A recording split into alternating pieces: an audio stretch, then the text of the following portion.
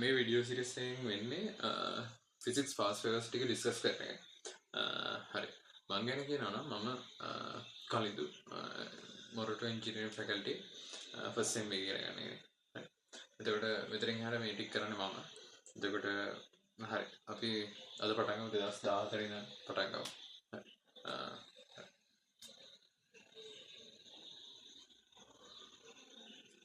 හරි. හරි. අපි ඉස්සෙල්ලාම ස්ට්‍රක්චර් එකෙන් පටන් ගමු.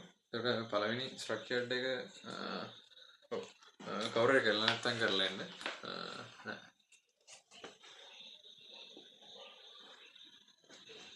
හරි. අපි එහෙනම් ස්ට්‍රක්චර්ඩ් එකෙන් පටන් ගමු. 2014 පටන් ගමු. පළවෙනි ස්ට්‍රක්චර්ඩ් එක. කවුරු හරි කරලා නැත්නම් වීඩියෝ එක නවත්තලා පේපර් එක කරලා එන්න. හරි පටන් ගමු. එතකොට පළවෙනි එක මිනිමම් කරගන්නවා රින් වන්නේ. රූපේ පෙන්වන ඇති ආකාරයේ රූපයක් දීලා තියෙනවා. කුඩා ඒකාකාර සිලින්ඩරාකාර වාදනයක් සාදා ඇත. සාදා ඇති ද්‍රව්‍ය ඝනත්වය. රූපේ පෙන්වන ඇති ආකාරයේ කුඩා ඒකාකාර සිලින්ඩරාකාර භාජනය සාදා ඇති ද්‍රව්‍ය ඝනත්වය නිර්ණය කිරීම සඳහා පහළ සඳහා මෙන්න උපකරණ දීලා තියෙනවා. හරි. අපිට පොඩි වාදනයක් දෙන්න. පොඩි වාදනයක් දීලා තියෙනවා.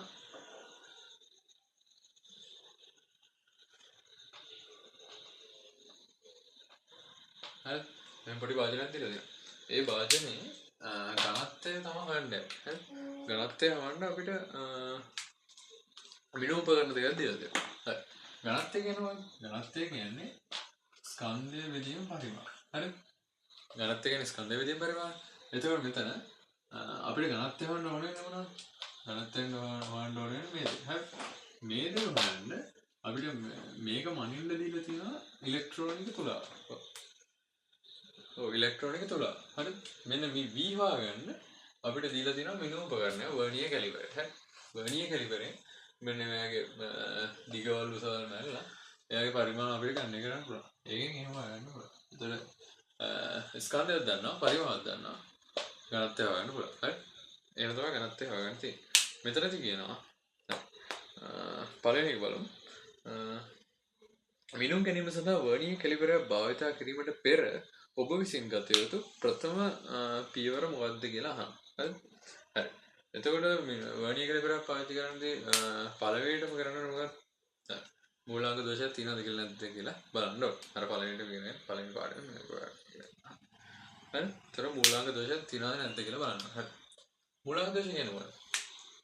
අර ඒකේ තියෙනවනේ වර්නියර් කැලිපරේ තියෙන අභ්‍යන්තර අණු බාහිර අණු හරි බ්‍රහ්මණය පූර ඒ වගේ තියෙන. හරි. එතකොට මෙතන අභ්‍යන්තර අණු බාහිර අණු දෙනවා. බාහිර අණු එකිනෙක ස්පර්ශ වෙච්ච වෙලාවට ඒ කියන්නේ කිසිම වස්තුවක මිනිමම් අයින් නැති වෙලාවට අපිට ප්‍රධාන පරිමාණය පවන්න කියලා. ප්‍රධාන පරිමාණය මේක ප්‍රධාන බිඳුවයි වර්ණීය පරිමාණය බිඳුව තියෙනවා. ප්‍රධාන පරිමාණය බිඳුවයි වර්ණීය පරිමාණය බිඳුවයි එකිනෙක සමපාත වෙන්න ඕනේ. දෝෂයක් නැති උපකරණයක නම්. හරි. එකිනෙක සමපාත වෙන්න ඕනේ අර බාහිර අණු ස්පර්ශ වෙච්ච වෙලාව. එතකොට මේ මෙතන මූලික දෝෂයක් නැහැ. හැබැයි මේවා ස්පර්ශ නොවන වෙලාවට ප්‍රධාන පරිමාණය බිඳුවයි වර්ණීය පරිමාණය බිඳුවයි එකිනෙක ස්පර්ශ නොවන වෙලාවට මෙයාලගේ මූලික දෝෂයක් තියෙනවා කියලා කියනවා. හරි. ඒ කියන්නේ බාහිර අණු ස්පර්ශ වෙච්ච වෙලාව. හරි. ඒ තමයි මූලික දෝෂය කියන්නේ. එතකොට මූලාංග දෝෂය ඉස්සෙල්ලාම හොයන්න කලින් මූලාංග දෝෂයක් තියනවාද කියලා. ඒ කියන්නේ අපි මිනුම් ගන්න කලින් අපේ උපකරණේ මූලාංග දෝෂයක් තියනවාද කියලා අපි හොයා ගන්න ඕනේ. හරි. ඉස්සෙල්ලා මේක තමයි බලන්න. ඊට පස්සේ කියනවා භාජනයේ සාධාරණ ද්‍රව්‍ය ඝනත්වය D සදා ප්‍රකාශනයක් ද්‍රව්‍ය පරිමාණ V සහ ඒ ස්කන්ධයේ M යන පදවලට ලියා දක්වන්න. මෙලියු කැපිටල් M ඉන්නේ කියන්නේ. හරි. කැපිටල් M ඉන්නේ.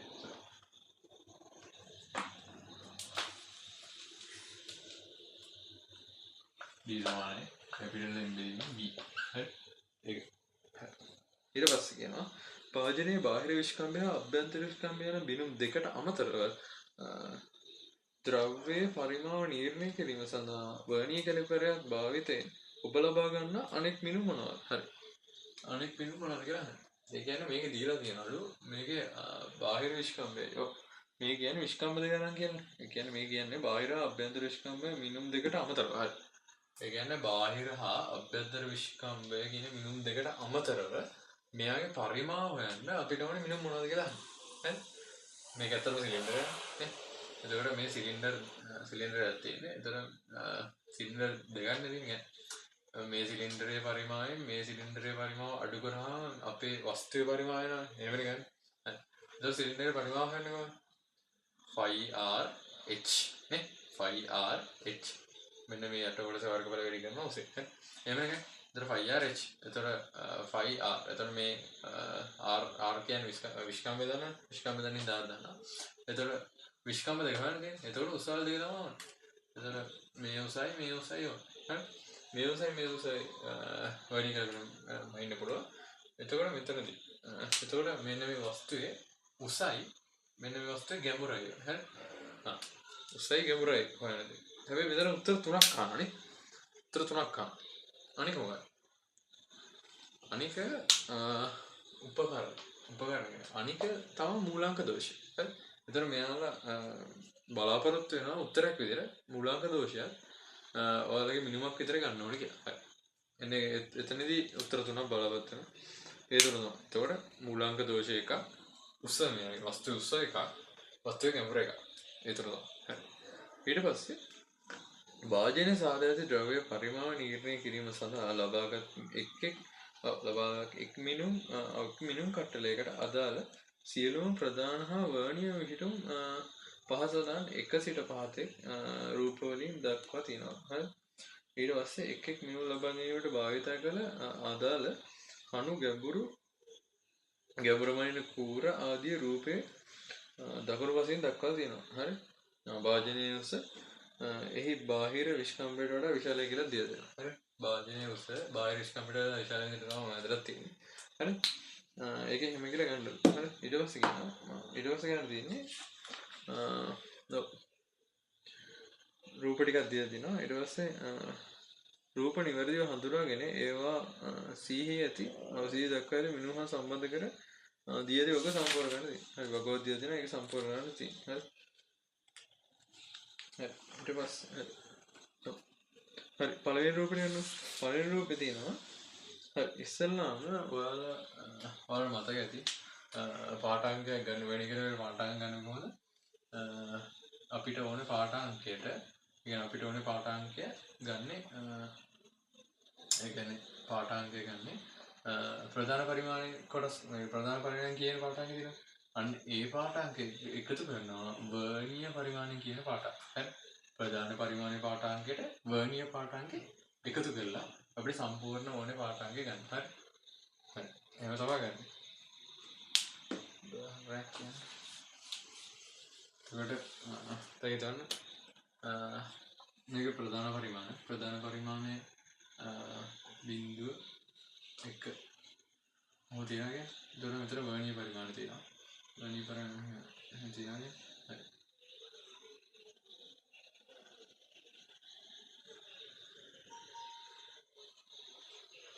නේද? තියෙනවා. හරි. මේක සෙන්ටිමීටර වලින්. හරි. එතකොට මෙතනින් ගන්නවා මේ කුඩා මිල 0.1 මිලිමීටර. එතකොට ප්‍රධාන පරිමාණයෙන් මෙතනදී ප්‍රධාන පරිමාණයෙන් කියන පාඨාංකය මොනවද? බිංදුව 1 එතකොට 1.1 1.2 1.3 sorry මෙතන හරි.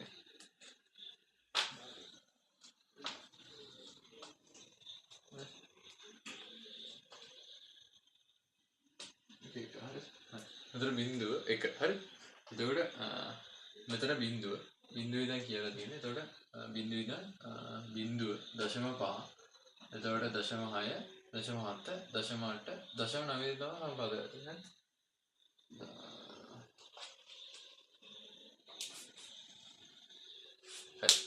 මෙතන මෙන්න මේක ගත්තාම හිතන්න මෙන්න මේක ගත්තාම මෙතන ප්‍රධාන පරිමාණය කියන පාඨාංගය මොකක්ද? ප්‍රධාන පරිමාණය කියන පාඨාංගය තමයි බිංදුව 0.5 0.6 නේ. ප්‍රධාන පරිමාණය කියනවා 0.6 සෙන්ටිමීටර්. හරි 0.6 සෙන්ටිමීටර්.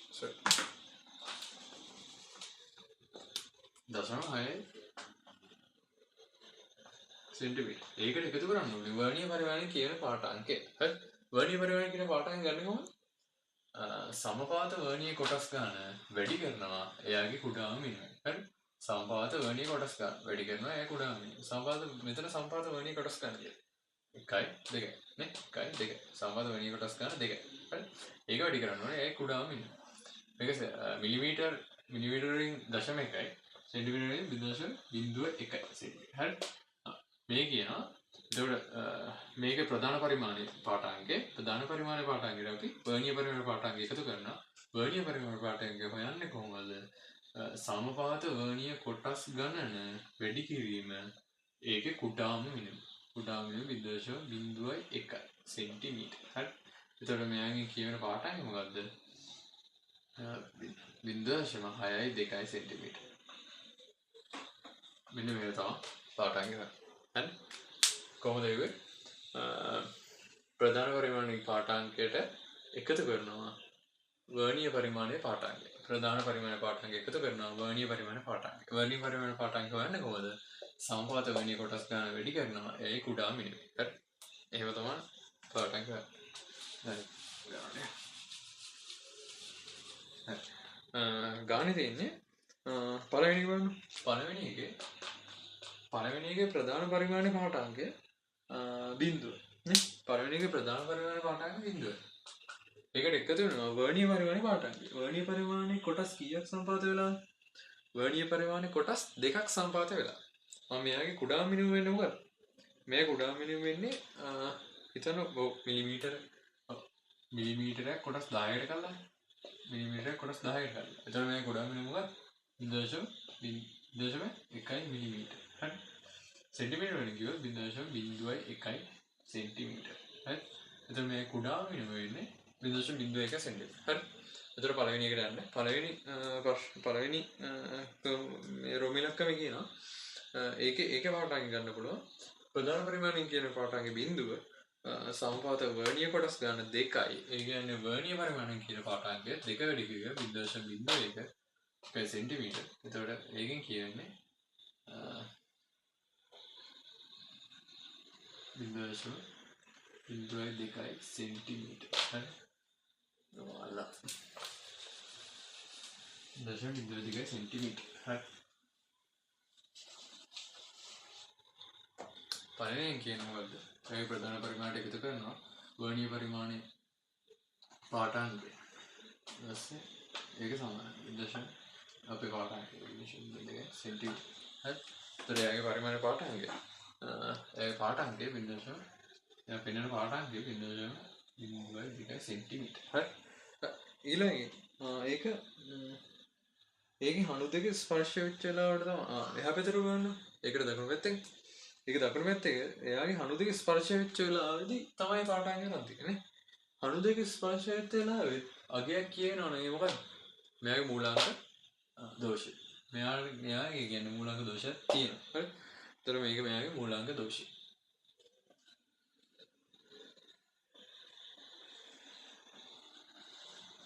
මූලාංක දෝෂ කොටස් දෙකක් තියෙනවා කියලා දන්නවනේ. මොකක්ද? ධන මූලාංක දෝෂයක ඍණ මූලාංක දෝෂයක. හරි. මේකේ ධන මූලාංක දෝෂයක්ද මේක ඍණ මූලාංක දෝෂයක්ද කියලා මම වෙන විදිහට දන්නවා. ධන මූලාංක දෝෂය මේක ධන මූලාංක දෝෂය ඍණ මූලාංක දෝෂය. එතකොට මෙතන මේක ධන මූලාංක දෝෂය. හේතුව ප්‍රධාන පරිමාණය බිඳුව දෙනවා. ප්‍රධාන පරිමාණයේ බිඳුවට වඩා වර්ණීය බිඳුව දකුණු පැත්තේ නම් මේක ධන මූලාංක දෝෂය. හරි.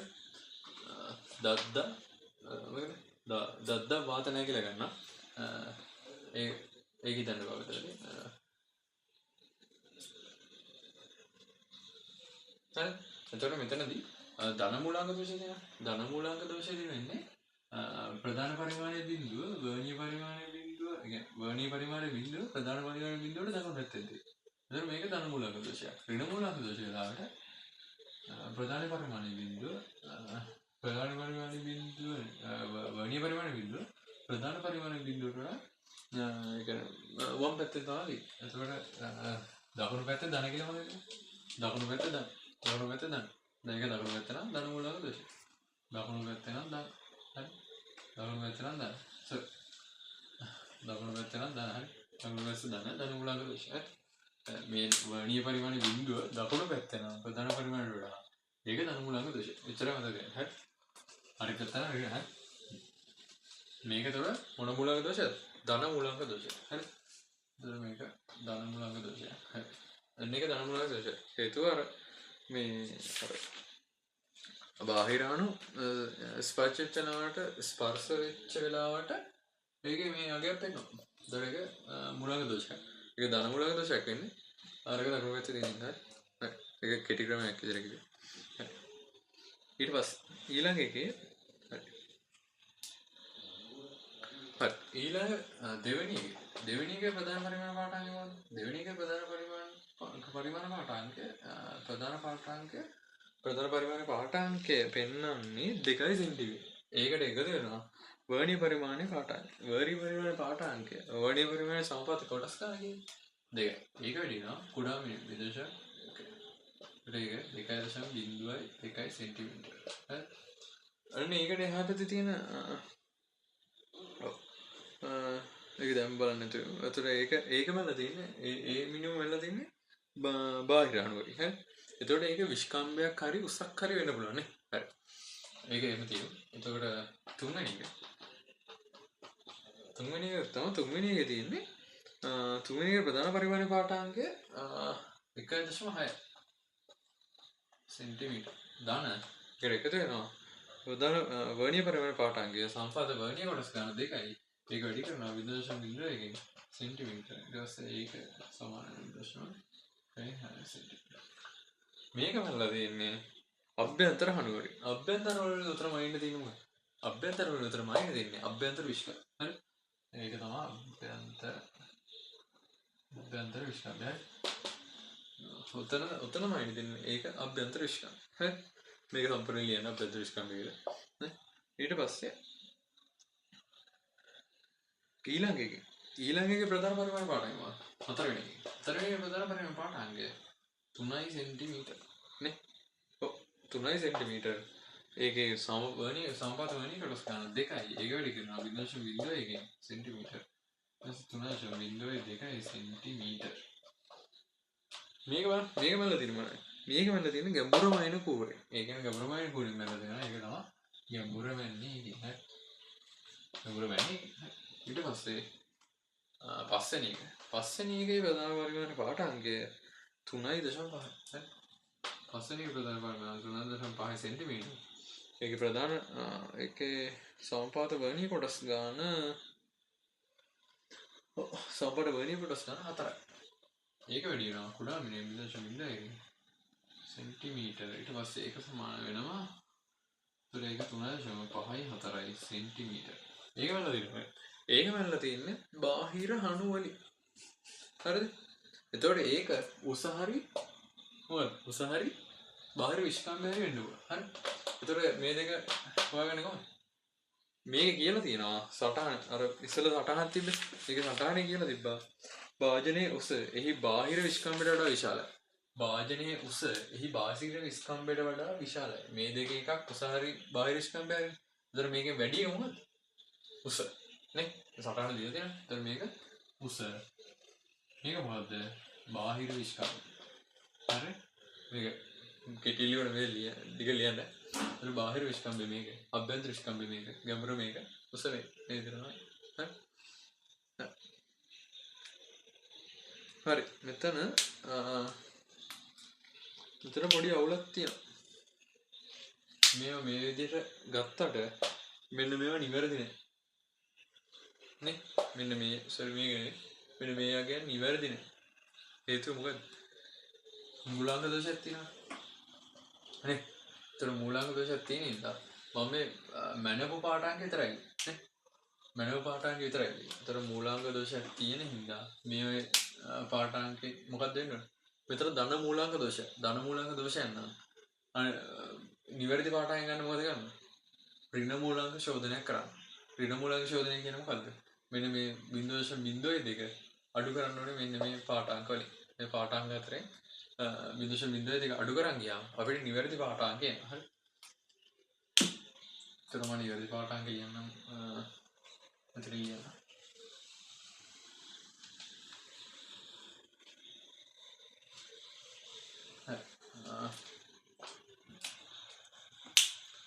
නිවැරදි පාඨාංක මෙයාගේ නිවැරදි පාඨාංක මොකද්ද? 0. මෙයාගේ නිවැරදි පාඨාංක නැහැ. මෙයාගේ මූලාංක දෝෂ. ඒක හිතන්න එපා.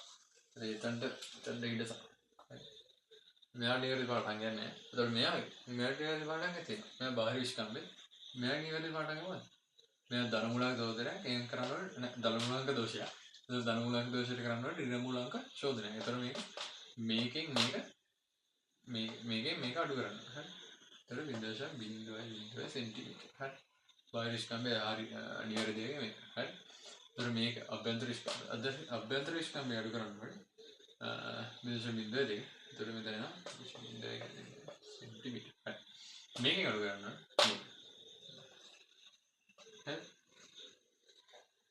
මේක ගැඹුරනේ. ගැඹුරට මූලාංග දෝෂ බලපානවද නැද්ද? ගැඹුරට මූලාංග දෝෂ බලපානවද නැද්ද? පොඩ්ඩක් මේ පස්සකම හරි. උසට මූලාංග දෝෂ බලපානවා. එතකොට මෙයාගේ ඍණ මූලාංග ශෝධනය කරනවා 3.25 සෙන්ටිමීටර. හරි. මේ තමයි උත්තරය. ඉවරද උත්තරය? එතකොට මේකට ගැඹුරට මූලාංග දෝෂ බලපානවද? ගැඹුරට මූලාංග දෝෂ බලපාන්නේ නැහැ ඇත්තටම. හේතුව ගැඹුර මනිද්දි. ඒ කියන්නේ ගැඹුර වෙන කුර පාවිච්චි කරලා මිනුම ගද්දී අපි පාඨාංක දෙකක වෙනසක් ගන්න. මෙහෙම ගැඹුර වෙන කුර මේ හැරි තිබ්බගෙන ඊළඟට අපි ගැඹුර මනිනකොට මෙහෙට එහෙම ගැඹුර දෙනවා. මේ ඇතුලේ හරි. එහෙම අපි ගන්නේ මෙතනින් ඉඳන් මෙතනට උන වෙනස. හරි. මෙන්න මේ වෙනස ගද්දි මෙතනද මූලාංග දෝෂය තියෙනවා. මෙතන දින පාඨාංක තියෙනවා. එන්නේ ඒ පාඨාංකයට මූලාංග දෝෂය අදාළයි. මෙන්න මේ පාඨාංකයට මූලාංග දෝෂය අදාළයි. හරිද? එතකොට දැන් ඔය හිතන්නකො දැන් මෙතන පාඨාංකේ නිවැරදි පාඨාංකේ x1 නම් මෙතන ඒකට 0.02ක් එකතු වෙලානේ වැරදි පාඨාංක තියෙන්නේ. කියන්නේ මෙතන කියවෙන පාඨාංක තියෙන්නේ නේ. ඒ කියන්නේ මෙතන ඇත්ත පාඨාංකේ මේ හරි පාඨාංකේ ඒ කියන්නේ මේ පාඨාංකේ 0. ඒ කියන්නේ මේක නෙමෙයි.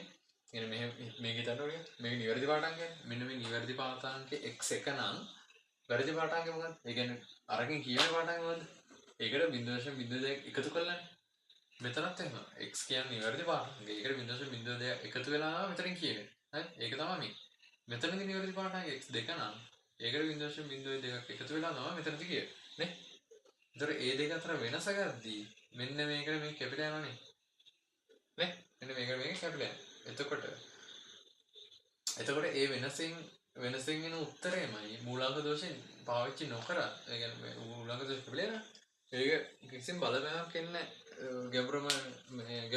හරි.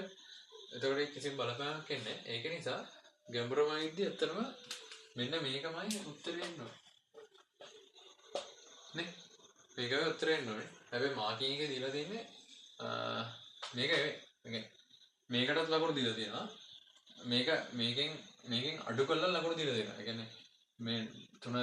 මෙන්න මේකට 3.02 අඩු කරපු එකට ලකුණු දීලා තියෙනවා. ඒ කියන්නේ 3ට ලකුණු දීලා සෙන්ටිමීටර් 3ට ලකුණු දීලා තියෙනවා 3.02කට ලකුණු දීලා තියෙනවා. හරි. ඒක අර ඉස්සරේ මාකින් එකේ අවුල. එතකොට ගැඹුරමයිදී මොකද වෙන්නේ? ගැඹුරමයිදී අරගේ වෙනස ඒ කියන්නේ මූලාංක දෝෂ කියන එක බලපාන්නේ නැහැ. හරි. බලපාන්නේ. ඒක තමයි ඒක ඒ විදිහට ඉවර වුණා. හරි. ඊට පස්සේ ඔයාලා වීඩියෝ එක නවත්තලා ලියා ගන්න ඕනේ.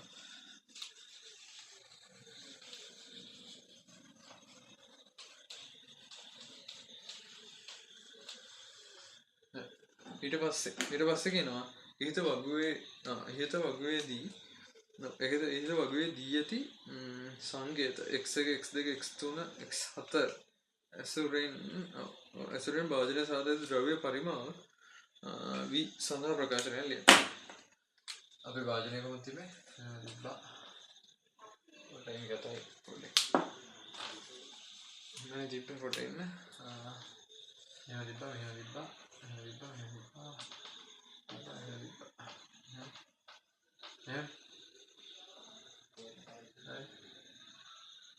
හරි එතකොට ඉස්සෙල්ලා අපි ඉස්සෙල්ලාර වගුවේ තිබ්බ අගෙන් බලන්න එතකොට මේකේ තියෙන්නේ සෙන්ටිමීටර් 2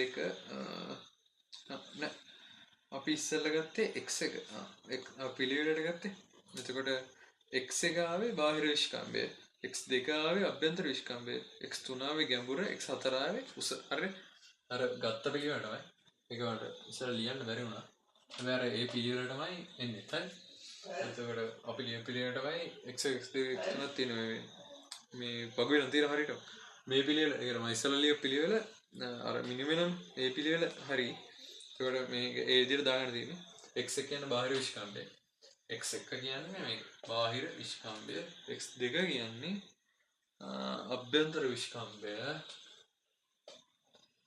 හරිද x3 කියන්නේ උස අනේ x3 කියන්නේ ගැඹුර x3 කියන්නේ ගැඹුර x3 කියන්නේ x4 කියන්නේ උස හරිද හරි එතකොට පරිමාණයට කොහොමද සරලයි මේ ලොකු සිලින්ඩරයේ පරිමාවෙන් අඩු කරනවා එතකොට තියෙන පොඩි සිලින්ඩරයේ පරිමාව හරි ලොකු සිලින්ඩරයේ පරිමාව කියන්නේ 5r වර්ග h එතකොට ලොකු සිලින්ඩරයේ පරිමාව 5r නෙවෙයි විස්කම්භය දීලා තියෙන එක දෙකෙන් බෙදන්න 5r වර්ගය h කියන්නේ x වල 4 අඩු කරනවා 5 x වල 2 බෙදීම 2 වර්ගය උස 5r වර්ග h කින් අඩු කරලා මෙන්න මේකේ මෙන්න මේක තවත් සරල කරලා ලියන්න පුළුවන් x1 වර්ගය x වල 4 ඍණ x2 වර්ගය x වල 3 මේ විදිහට ලියන්න පුළුවන් හරි ඒතර ඒක උත්තරේ මෙහෙම එන්නේ හරි ඊට පස්සේ කියනවා ඉහත e එක යටතේ ලියන ලද ප්‍රකාශනය සඳහා d වගුවේ ඔබ විසින් දෙන ලද පාඨාංක භාවිත කර v ගන්න කරන්න පරිමාව ගන්න කරනවා 5 සමාන 3 ලෙස ගන්න කියලා තියෙනවා අපිට වැඩේ ලේසි කරලා 5 සමාන 3 ලෙස ගන්න කියලා කිව්වම වැඩේ ලේසි නැත්නම් 3.1 අතර දාලා ඉන්න බෑ එතකොට අපි මේකට ආදේශ කරමු මේකට ආදේශ කරාම මෙතන 5 කියන 3 බෙදීම 4 ඊට පස්සේ මෙතන එනවා x එක කියන්නේ මොකද්ද x එක සමාන 2යි 2 වර්ගය x4 x4 කියන්නේ x4 කියන්නේ 3.2යි 5යි 2යි අඩු කරනවා x2 කියන්නේ 1.6 වර්ගය ඊට පස්සේ වැඩි කරනවා x3 3 කියලා ගන්න හරි මේක හරියට ඇත්තට වෙන 3.2 නේ 3.2 හරි හැබැයි මේ මාකින් එකේ තියෙන්නේ 3 දාලා 3.2ටත් හරි 3.2 දාපුවම හරි දීලා තියෙනවා හැබැයි මේක 3 දාපුවම තමයි බෝල් උත්තරයක් එන්න බලන්න ඒකට මේක ලස්සන උත්තරයක් එන්නේ මෙන්න මෙතන 3 දාපුවම එතකොට උත්තරේ එන්නේ 4.8යි ඔක්කොම සෙන්ටිමීටර වලින් ගත්තා ඝන සෙන්ටිමීටර වලින් 4.8යි කියලා තමයි මේ පරිමාව වෙන්නේ. අර 0.3.2 දාම උත්තරය එනවා. උත්තරයක් එනවා. හැබැයි මේක නෙමෙයි. ඒ කියන්නේ මේකට වඩා පොඩම මේ සැර උත්තරයක් එන්නේ. පොඩ දිග උත්තරයක්. ඒ කියන්නේ ලස්සන උත්තරයක් නෙමෙයි. හරි? මෙහෙම උත්තරයක් එන්නේ. එතකොට පරිමාව එතකොට 4.8යි. හරි? ඝන සෙන්ටිමීටර 4.8. මේකට අදසිල්ල ගන්න තියෙන්නේ. වීඩියෝ එක නවත්තලා ලියගන්න. ඊට පස්සේ මේ කියනවා ඉලෙක්ට්‍රොනික තුලාවේ පාඨාංකයට අනුව භාජනයේ ස්කන්ධය ග්‍රෑම් 9.6යි ග්‍රෑම් 9.6යිලු ඊට පස්සේ කියනවා භාජනයේ සාධිත ද්‍රව්‍ය ඝනත්වය සොයා ඔබේ පිළිතුර කිලෝග්‍රෑමයට ඝන මීටරය මගින් ලබා දෙන්න. ඝනත්වය කියන්නේ මොකක්ද? ඝනත්වය සමාන ස්කන්ධය පිළිබඳව ස්කන්ධය 9.6 ග්‍රෑම් පරිමාව 4.8 8යි ඝන සෙන්ටිමීටර. එතකොට 2යි ග්‍රෑම් ඝන සෙන්ටිමීටර. මේ කිලෝග්‍රෑම් ඝන මීටර කිලෝග්‍රෑම් කරන්නේ ගියේ කොහොමද? කොහොමද? 10යි ගුණ කරනවා. So 10යි ගුණ කරා 2000යි කිලෝග්‍රෑම් ඝන මීටර. එහෙම තමයි. හරි.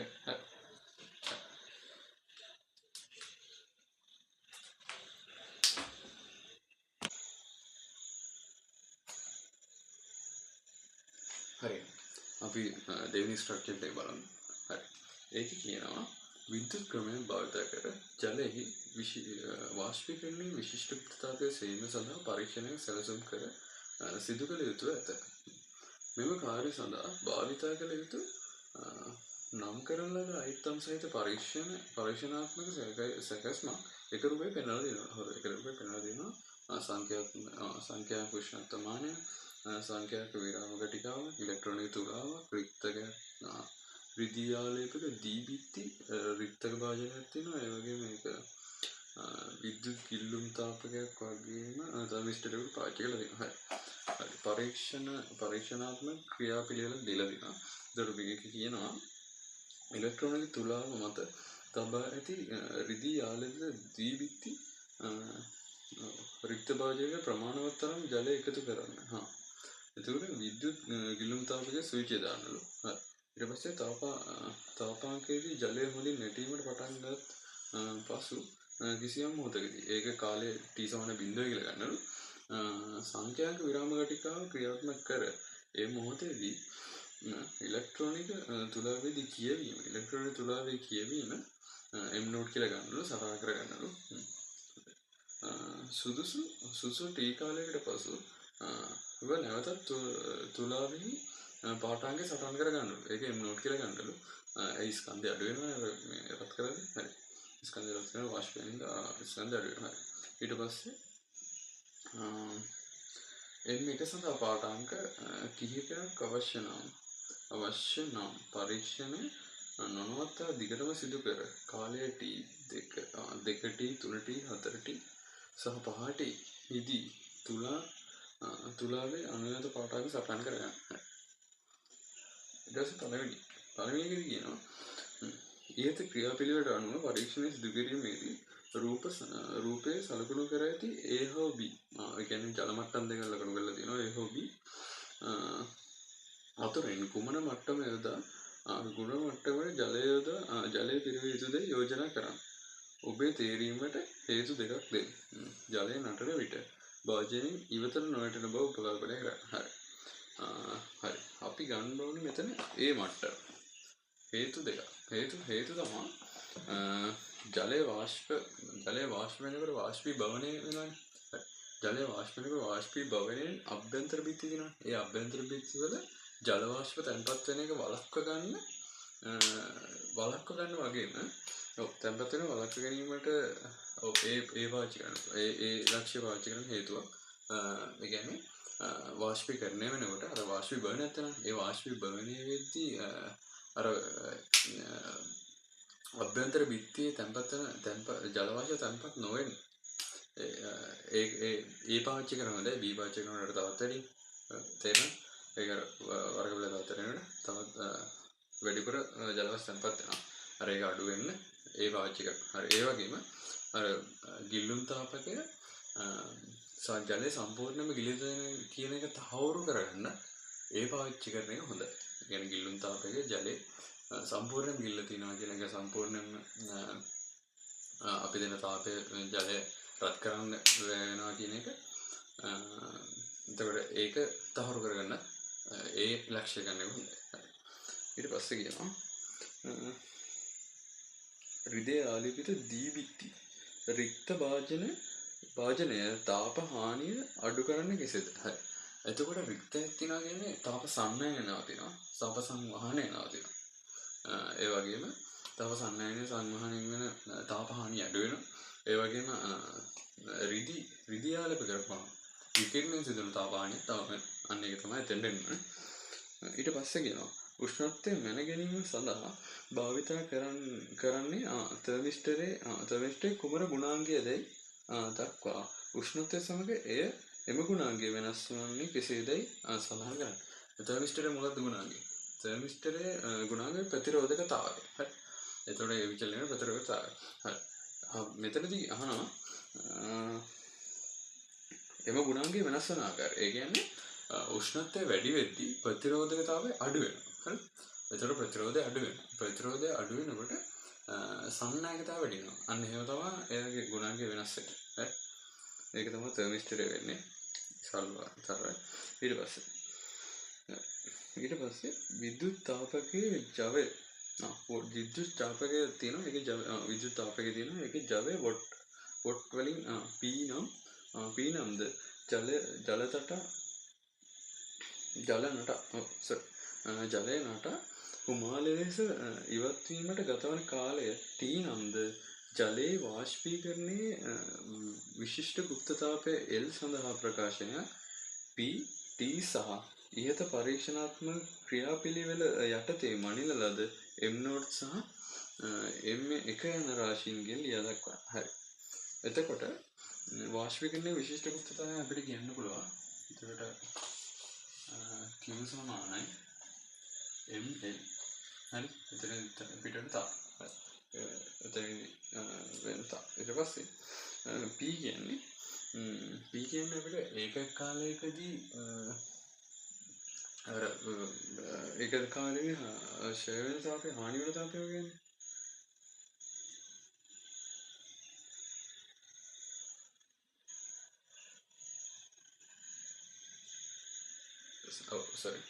ඒකක කාලේ P කියන්නේ ඒකක කාලයකදී සපයන තාපයෙන් කියන්නේ P කියන්නේ අපේ මේ තාපකයේ මේ පොට් එක ගන්න කියන්නේ තාපකයේ මේ ජවයනේ.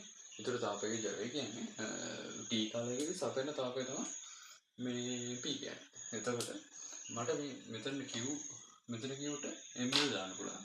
එතකොට P සමාන MLT. හරි. මේ M කියන්නේ වෙනස් වුණු ස්කන්ධය. එතකොට වෙනස් වුණු ස්කන්ධය කියන්නේ කලින් තිබ්බේ මෙතන දාන්න පුළුවන්. කලින් තිබ්බේ M note capital M note දැන් තියෙන්නේ M1. හරි. ඊට පස්සේ මේක අහලා තියෙන්නේ L සඳහා ප්‍රකාශනයක්. එතකොට අපන්ට L යුක්ත කරන්න වෙනවා. එතකොට L යුක්ත කරන්න වෙනවා.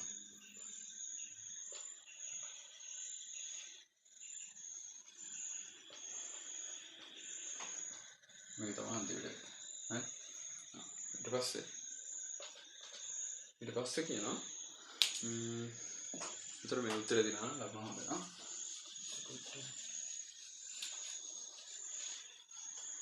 ඊට පස්සේ කියනවා ඉලෙක්ට්‍රෝනික තුලාවේ අවම මිනුම ග්‍රෑම් 0.1. අවම මිනුම. ඒ කියන්නේ කොටා මිනුම 0.1ලු මනිල්ලද නටා හිමාලය මනිල්ලද. හරි. මනිල්ලද නටා හිමාලය ලෙස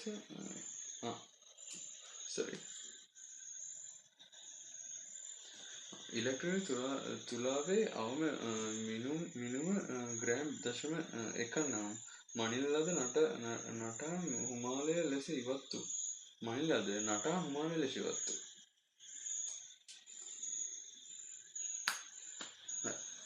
ඉලෙක්ට්‍රෝනික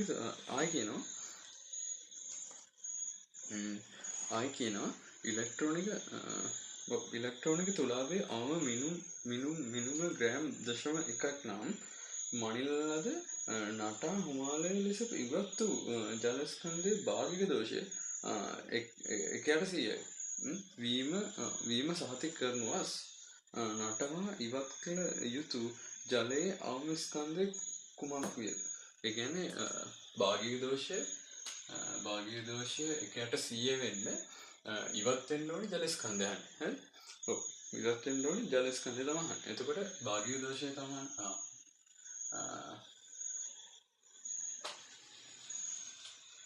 සමීකරණයක් තියෙනවා. භාගික දෝෂය සමානයි.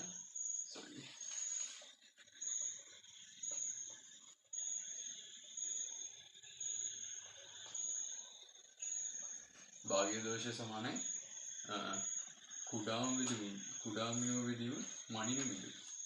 කුමි විදී මාන. හරි. කුඩා බිඳුව බෙදීම මනින මිනුම. එතකොට කුඩා මිනුම වෙන්නේ 0.1යි. අපේ මනින මිනුම තමයි දන්නේ නැත්තේ. එතකොට භාගික දෝෂය 1ට 100 වෙන්න අවශ්‍ය ස්කන්ධ වෙන තමයි. මේ ස්කන්ධ වෙනස කියන්නේ අපේ m නෝට් ඍණ m1 හරි. ඒක සමානයි තමයි මෙතනදී. එතකොට මෙතනදී එතකොට m උක්ත කරන්න තියෙන්නේ. එතකොට m සමානයි මෙතන ග්‍රෑම් වලින් තියෙන්නේ m සමානයි 10 ග්‍රෑම් කියලා. හරි. එතකොට භාගික දෝෂ 1ට 100ක් වෙන්න අවශ්‍ය ස්කන්ධ වෙනස. ඒ කියන්නේ 1ට 100ක් වෙන්න පිට වෙන්න ඕනේ ජල ස්කන්ධය තමයි මෙන්න මේක. හරි. ඒක තමයි මෙතන ගහන්නේ. ඒතකොට ඒකට ග්‍රෑම් 10ක් තියෙනවා ලබන හම්බ වෙනවා. ඊට පස්සේ කියනවා p සමානයි 500. p සමානයි 500 වොට් වෙලයි. හරි. මේ කියනවා p සමානයි 500 වොට්. p සමානයි 500 වොට් නම් ඉහත e1 එකෙහිදී ඇති අවශ්‍යතාවය සපුරාලීම සඳහා නටවා ජලය ඉවත් කළ යුතු කාලය t සඳහා අවම අගය ගණනය කරන්න. මෙම ගණනය සඳහා එල්හියගේ 2.3 වැඩි කිරීම 10 ජූල් කිලෝග්‍රෑම් ලෙස ගන්න කියලා කියනවා. එතකොට ඉහත එකෙහිදී අවශ්‍යතාවය සපුරාලීම සඳහා ඉහත එකෙහිදී අපිට යවන්න ඕන ස්කන්ධය 10 ග්‍රෑම් 10යි. එතකොට ඒක සමාන වුණේ m නෝට් ඍණ m. ඒ කියන්නේ ස්කන්ධ වෙනස. හරි.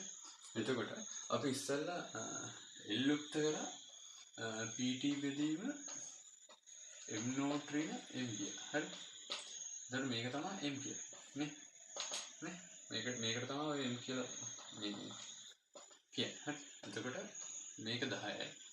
එතකොට අපිට හොයන්න තියෙන දැන් කාලේ ඔව් මේක අහන්නේ අවම කාලය.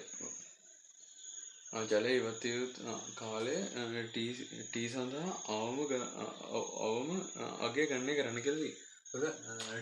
t කියන්නේ එතකොට t උක්ත කර t සමානයි m l බෙදීම p වෙනවා. හරි. ඊට පස්සේ සුළු කරමු. ස්කන්ධය 10යි. ස්කන්ධ වෙනස් 10යි. t සමානයි p l බෙදීම t. හරි.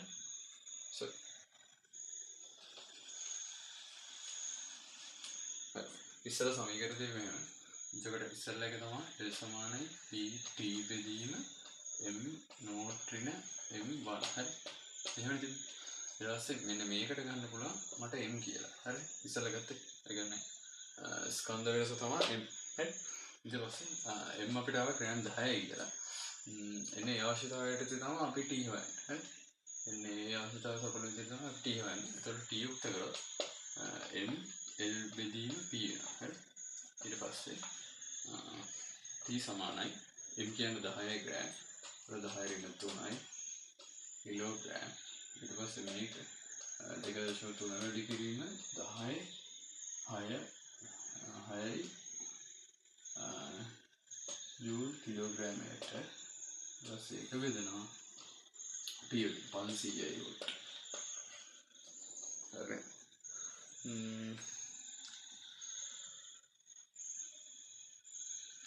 එතකොට 500යි. එතකොට ඒක සුළු කරාම වෙනවා. ඒක සුළු කරාම එනවා 46යි තප්පර 46යි. එතකොට මෙන්න මේ 10 මෙන්න මේ ස්කන්ධය කියන්නේ ඉවත් වෙන්න ඕන ස්කන්ධය. ඒ කියන්නේ ග්‍රෑම් 10ක් ග්‍රෑම් 10ක් ඉවත් වෙන්න ගත වෙන කාලය තමයි 46 කියන්නේ. තප්පර 46යි. හරි. ඊට පස්සේ කියනවා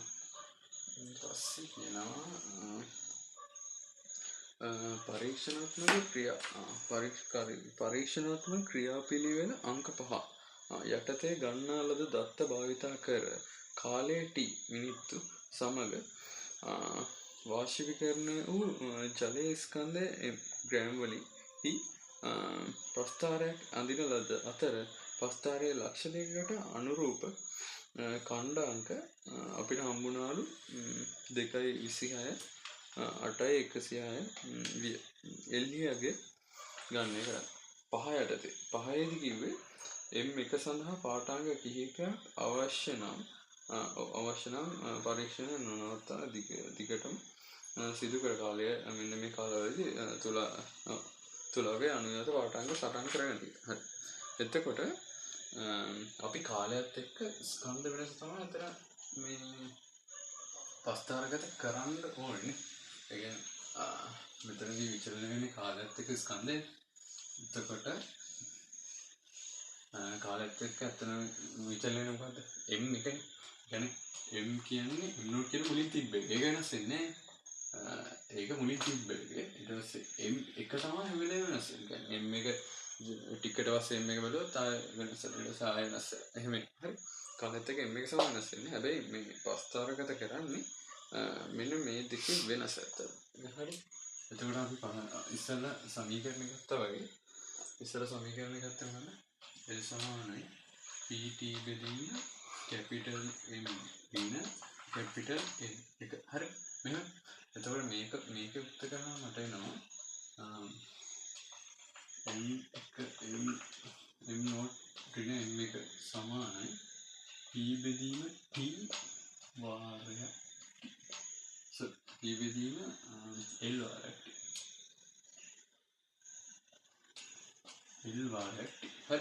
එතකොට මේකේ සොයාක්ත විදිය සොයාක්ත වාරයක් විචලනයේදී සොයාක්ත විචලනයේදී T ගන්නවා. එතකොට වාරයක් විචලනයේදී Y ගන්නවා. එතකොට Y කියන්නේ M නෝට් ඍණ M එක.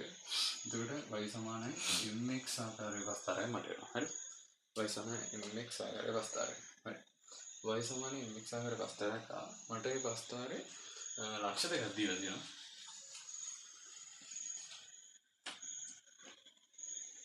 මට ඒ වස්තාරේ ලක්ෂ දෙකක් දීලා තියෙනවා. එතකොට ලක්ෂයක දීලා තියෙන්නේ වස්තාරේ දීලා තියෙන්නේ මිනිත්තු වලින් ග්‍රෑම්. කාලයට ඒක මිනිත්තු වලින් දීලා තියෙන්නේ. එතකොට මෙතන ස්කන්ධය දීලා තියෙන ග්‍රෑම් වලින්. හරි. එතකොට මෙන්න මෙහෙම y සමාන mx ආකාරයට පස්සන්න. එතකොට ඒකේ දීලා තියෙනවා 2.26යි. ඔව්. 2.26යි 8.106යි. 2.26යි 8.106යි. හරි. 2.26යි 8.106යි. එතකොට මේකේ අනුක්‍රමණය මොකද්ද? මේකේ අනුක්‍රමණය වෙන්නේ PL ලාගේ. හරි. මේකේ අනුක්‍රමණය කියන බලන්න. අනුක්‍රමණය ලිව්වොත් අපිට ගන්න පුළුවන්. අනුක්‍රමණය ලිව්වොත් අපිට ලියන්න පුළුවන් y වෙනස බෙදීම x වෙනස. ඒතර y වෙනස කියන්නේ 106 ඍණ 26 බෙදීම 8 ඍණ 2. හරි. ඒක සමාන වෙනවා PL ට. හරි. එතකොට මේක අනුක්‍රමණය කියන්නේ මේක එනවා මේක ඒක මතක තියාගන්න ග්‍රෑම් මිනිත්තුවට. හරි. ඊට පස්සේ අපිට මේක සුළු කරලා එකකට එක්ක සුළු කරලා මේක කරලා ගත්තාම අපිට එනවා 40 බෙදීම 3 වැඩි කිරීම 10 ඍණ 3 බෙදීම 60. නේ? ඔව් 10 ඍණ 3 බෙදීම 60 කිලෝග්‍රෑම් තප්පර. හරි. ඔහොම තමයි. ඊට පස්සේ අපි මෙතන උත්තර කරන්න තියෙන මේක වීඩියෝ එක නවත්තලා ලියාගන්න මම කරනවා. එතකොට මේක උත්තර කරන්නේ අපිට මේ හොයන්න තියෙන්නේ L වගේ. හරි. P වලගේ දන්නවා. L විතරයි ඉතලා තියෙන්නේ. L වගේ උත්තර කරන්න තියෙනවා. ඊට මේක ගන්න.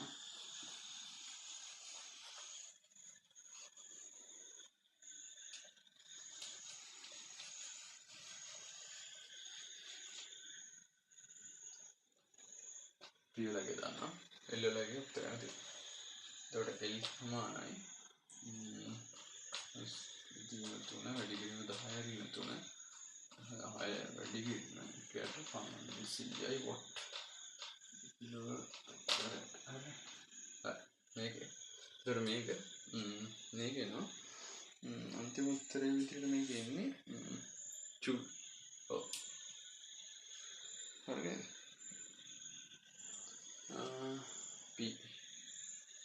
සෝරි එල්ලේ යුක්ත ගන්නේ එල්ලේ යුක්ත ගන්නේ එතකොට එල් යුක්ත කරනකොට මීඩියම් මීඩියම් කරනවා එතකොට එල් යුක්ත කරනකොට එල් යුක්ත කරනවා 3 වැඩි කිරීම 60 වැඩි කිරීම 500 what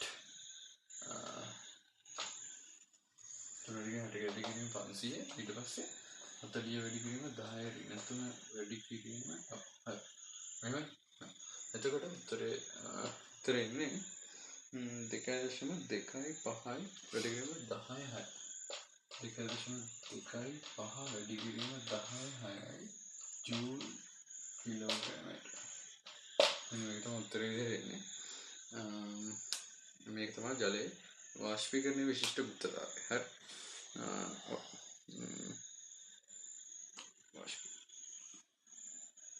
හරි එහෙනම් අපි මෙතනින් මේක අවස්ථාව හරි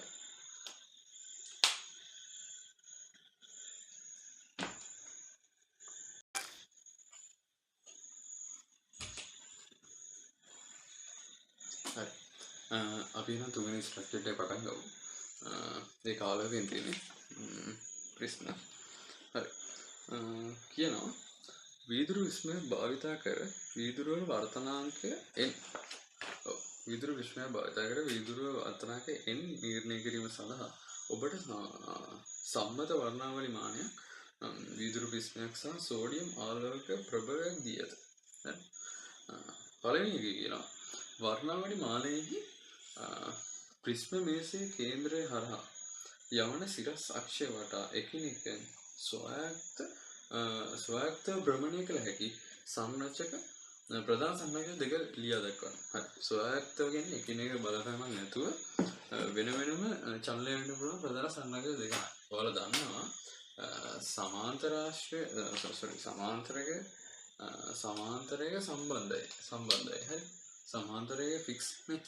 එතකොට එකිනෙකින් ස්වයක්තව චලනය වෙන්නේ ප්‍රිස්ම මේසයයි දුරේක්ෂය. එතකොට ප්‍රිස්ම මේසයයි දුරේක්ෂය තමයි ඔකට උත්තර එන්නේ. හරි.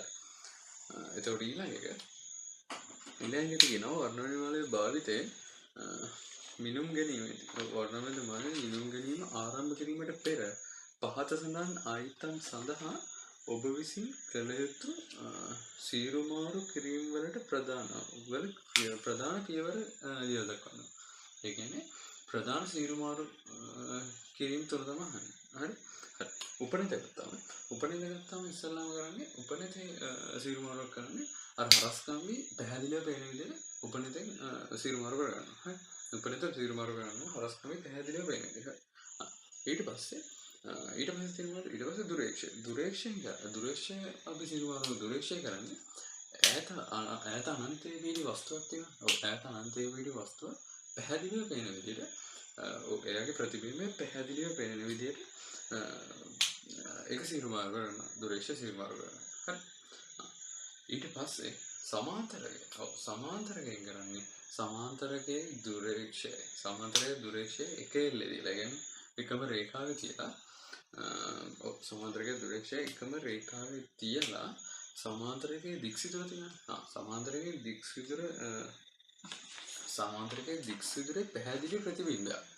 සමාන්තරකයේ දික්සිතුරේ පැහැදිලි ප්‍රතිබිම්බයක් හරස්කම්බිය මත පෙනෙන ආකාරයට සිරුමාරු කරන්න. ඒ කියන්නේ සමාන්තරකයේ දුරේක්ෂයේ ඒක රේඛිය තියෙනවා. හරි. කෙල්ලේ තියෙනවා. තියලා සමාන්තරකයේ තියෙන සමාන්තරයේ දික්සිතුර පැහැදිලි ප්‍රතිබිම්බයක් හරස්කම්බි මත පේන ආකාරයට සිරුමාරු කරගන්න. අන්න ඒ සිරුමාරු කිරීම තුන යන්නේ. ඊට පස්සේ අහනවා ප්‍රිස්ම මේසයේ මට්ටම් කිරීම සඳහා දෙක රූපේ පෙන්වා ඇති PQR ප්‍රිස්මය භාවිත කිරීමට ඔබට කියා ඇත. ප්‍රිස්ම මේසය මට්ටම් කර ගැනීම සඳහා PQR ප්‍රිස්මය ඔබ විසින් ප්‍රිස්ම මේසය මත තැබිය යුතු ආකාරය 2B රූපය මත අඳින්න. 2B රූපයේ LMN මගින් මේසයේ ඇති සන්තලන ස්ක්‍රූප්පු වල පිහිටුම් දැක්වේ. හරි. ඊට පස්සේ මේක කියනවා අපිට ප්‍රිස්මයක් දීලා හරි. එතකොට මේකෙදි තියෙන්නේ මේ ප්‍රිස්මේ තියෙනවා QPR කියලා. එතකොට මෙතන සමාන්තරකයේ තියෙනවා. හරි. මෙතන සමාන්තරකයේ තියෙනවා. මෙතන ප්‍රිස්ම මේසේ තියෙනවා. හරි. එතකොට මේ පැත්තේ M තියෙනවා. මෙතන L තියෙනවා. මෙතන M තියෙනවා. හරි. එතකොට සමාන්තරකයේ තියෙන මේ පැත්තේ මම ඒකෙන් ඉඳලා මෙතන M ගන්න නැතුව L N ගන්නවා. Ln අරගෙන ඒක Ln එක දැන් කඩිරි වලින් යා කරලා මෙතන මැදලක්ෂය. මෙන්න මේකේ මැදලක්ෂය. එතකොට මගේ ප්‍රිස්ම නේද? මේක කොහරි ප්‍රිස්ම මේසේ මට්ටම් කරලා කරන්න ඕනේ. පියවර 4ක් වගේ දෙනවා. එතකොට පියවර 4ක් තියෙනවා. එක ප්‍රිස්ම මේසේ අර මේ Ln ලක්ෂ තියෙනවා. Ln ඒ ලක්ෂ දෙකක් අතර කියන්නේ ඒ ලක්ෂ දෙකක් කියන්නේ අර මේක කියනවා මේ සම්තුලන ස්කෘප්. මේ සම්තුලන ස්කෘප් දෙකක් යා කරන රේඛාවට ලම්බක වෙන්න ඕනේ මගේ අපි පාවිච්චි කරන ප්‍රිස්මේ එක පෘෂ්ඨය මෙන්න මේ යා කරන රේඛාවට ලම්බ වෙන්න ඕනේ. ලම්බ වෙන්නේ පොඩි. යා කරන රේඛාවට කොහොමද ලම්බ වෙන්න ඕනේ? ඒ කියන්නේ ඒක යා කරන thank you.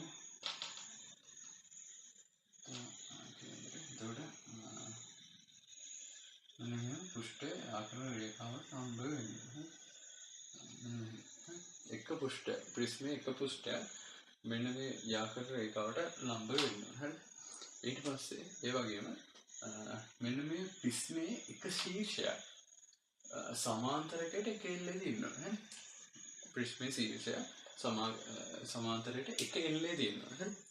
ඊළඟ කාරණය තමයි මෙන්න මේ එන හැම කිරණයක්ම හරියටම බෙදෙන්න ඕන දෙකට බෙදෙන්න. හරි. තව එකක් තියෙනවා. මෙන්න මේ ප්‍රිස්මේ කෙළවර මෙන්න මේ ප්‍රිස්ම මේසේ කේන්ද්‍රයට ආසන්න වෙනවා. හරි. එක මොකද්ද? ඒ කියන්නේ එක තමයි මෙන්න මේ සමාන්තර රාශියේ තියෙන මේ පැත්තේ. එතකොට මම ගන්න Ln කියන රේඛාවට ප්‍රිස්මේ එක පුෂ්ඨයක් ලම්බ වෙනවා. හරි. ඒක හරි. දෙක අපේ ප්‍රිස්මේ එක ශීර්ෂයක් සමාන්තරයකට එක එල්ලේ තියෙනවා. හරි. ඒ කියන්නේ ඒක රේඛිය තියෙනවා. එක එල්ලේ තියෙනවා. හරි. ඒක හරි. ඊට පස්සේ තුන්වෙනි කියන්නේ මෙන්න මේ එන කිරණ හරියට දෙකට බෙදෙනවා. හරි. ඒ තුන. හතර කියන්නේ මෙන්න මේ ප්‍රිස්මේ ශීර්ෂය මේ අපේ මොකද මේ ප්‍රිස්ම මේසේ දෙන ප්‍රිස්ම මේසේ කේන්ද්‍රයට ආසන්න වෙන්න ඕනේ. අන්න ඒ හතර කරන්න ඕනේ. අන්න ඒ හතර කරොත් තමයි ප්‍රිස්ම මේසේ මට්ටම් වෙනවා කියලා කියන්නේ. හරි. ඒතර ප්‍රිස්ම මේසේ මට්ටම් කරන්න නම් ඔන්න ඔය හතර කරන්න ඕනේ. හරි. එන්න මේ හතර එන විදිහට මෙන්න මේක දාලා හරි. හරි. ඒතර ලකුණු හම්බෙනවා. අපි ඊළඟ ප්‍රශ්නය කියනවා ප්‍රිස්මය තුළින් ආලෝක කිරණයක අවම අපගමන කෝණය නිර්ණය කිරීම සඳහා මිනුම් දෙකක් ලබා ගැනීමට අවශ්‍ය වේ. හරි. එතකොට දැන් කියනවා ප්‍රිස්ම මේසය මත ප්‍රිස්මය තබා අවම අපගමන අවස්ථාව ලබා ගැනීමට වර්ණාවලි මානය සීරුමාරු කළ පසු ප්‍රිස්මය හරහා කිරණ අපගමනය ප්‍රිස්මය සඳහා කිරණ අපගමනය වීම පෙන්වීමට කිරණ සටහන තුන රූපය මත අදින්න දුරේක්ෂයේ පිහිටීමද අදින්න. හරි. මේක කියන්නේ දැන් අපි ඉස්සෙල්ලාම කරන්න ඕනේ අපිට දැන් අප අවම ප්‍රමාණය ගන්න ඔතන පාඨාංග දෙකක් ගන්න ඕනේ. හරි. පළවෙනි පාඨාංගය ගන්නේ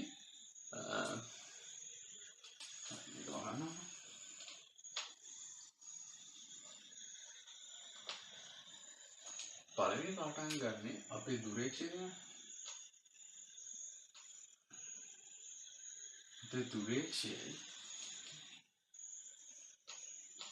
අපේ දුරේක්ෂයයි සමාන්තරකයි එක එල්ලේ තියලා. හරි. පළවෙනි පාඩම් ගන්න මෙන්න මේ අවස්ථාවේ. පළවෙනි පාඩම්කේ මේ අවස්ථාවේදී ගන්නවා. හරි. දෙවෙනි පාඩම්ක ගන්නේ මෙන්න මේ මෙයාගේ එන කිරණ තියෙනවා. මෙන්න මේ කිරණට අපේ ප්‍රිස්මය පොඩ්ඩක් ලම්බක ඇල කරනවා. අපි ප්‍රිස්මය පොඩ්ඩක් ඇල කරනවා. හරි. එතකොට මෙයාගේ මේ මෙහෙම කිරණ එනවා. ඇවිල්ලා මෙන්න මෙතනින් හැරෙනවා. හැරිලා ආයෙත් මෙහෙට හැරෙනවා. හරි. එහෙම හැරෙනවා. හරි. මෙහෙම ගිහිල්ලා මෙතන මෙයාට ලම්බ මෙහෙට හැරෙනවා. ඊට පස්සේ මෙහෙට හැරෙනවා. හරි. හැබැයි යන්න හිටියේ මෙයා කොහෙද? යන්න හිටියේ මෙහෙ. හැබැයි යන්නේ මෙහෙ. හරි. ඒකින්ද දැන් අපි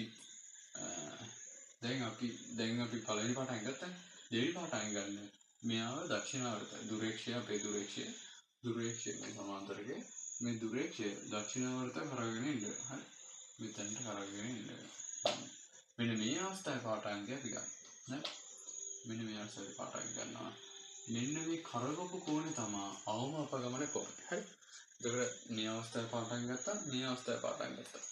පළවෙනි අවස්ථාවේදී මේ මෙන්න මේ එකෙල්ලේ තියෙන අවස්ථාවේදී පාඩම් ගන්නවා. ඊට පස්සේ දෙවෙනි අවස්ථාව මෙන්න මේක දක්ෂිණාවර්ත කරලා නැත්නම් ප්‍රිස්මේ පොඩ ඇල කරලා ඒ කිරණ පේනකන් ඒ කියන්නේ අපි මේ මොකද හරස් දික්සිදුර තියෙනවා. දික්සිදුර පේනකම් පැහැදිලි ප්‍රතිබිම්බ පේනකම් අපේ දුරේක්ෂය මෙහෙට ගෙනියනවා. දක්ෂිණාවර්ත කරගන්නවා.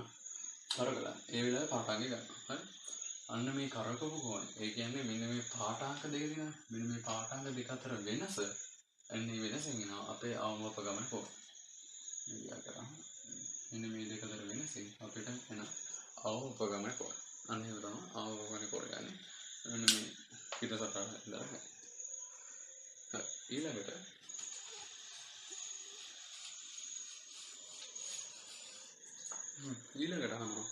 ඊළඟට කියනවා සෝඩියම් ආලෝකය සඳහා ඉහත සඳහන් කර ඇති මිනුම් දෙකට අනුරූපව එක් පරිමාණයක පාඨාංගය මෙන් 143යි අංශක 143යි කලා 29ක් සහ අනික පාඨාංගය කියනවා 183යි අංශක 183යි කලා 15යි කියලා. හරි. එතකොට මේ කියනවා මිනුම් ලබා ගන්නා විට පරිමාණය 180 අංශක 180 ලැබුණ හරහා ගමන් නොකළ බව උපකල්පනය කරන්න බෑ. ඒ කියන්නේ අවම අපගමන කෝණය හොයන්න තියෙනවා. හරි. සරලයි. මෙන්න මෙතන අතර වෙනස ගන්න තියෙනවා. මේකට 360 පව කරන්නේ නැහැ කියනවා. ඒකින්ද අපිට ගන්න තියෙන මේ දෙන්න අතර වෙනස d සමානයි 183 අංශක කලා 15 අඩු වෙනවා 143යි 143යි අඩු කරාම එනවා